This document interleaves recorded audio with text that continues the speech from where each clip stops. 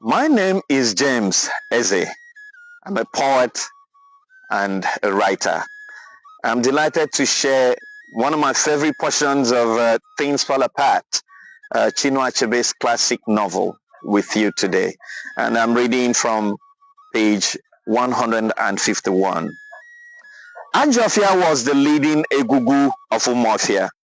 He was the head and spokesman of the 9 ancestors who administered justice in the clan.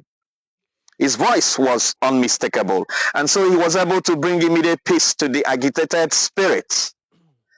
He then addressed Mr. Smith, and as he spoke, clouds of smoke rose from his head.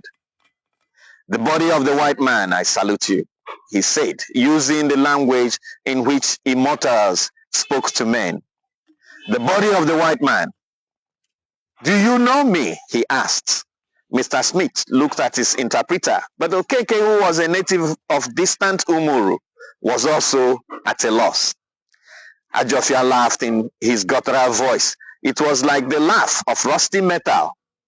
"They are strangers," he said, "and they are ignorant. But let that pass." He turned round to his comrades and saluted them, calling them the fathers of Umuofia. He dug his rattling spear into the ground and he shook with metallic life. Then he turned once more to the missionary and his interpreter. "Tell the white man that we will not do him any harm," he said to the interpreter. "Tell him to go back to his house and leave us alone. We liked his brother who was with us before. He was foolish, but we liked him. And for his sake, we shall not harm his brother.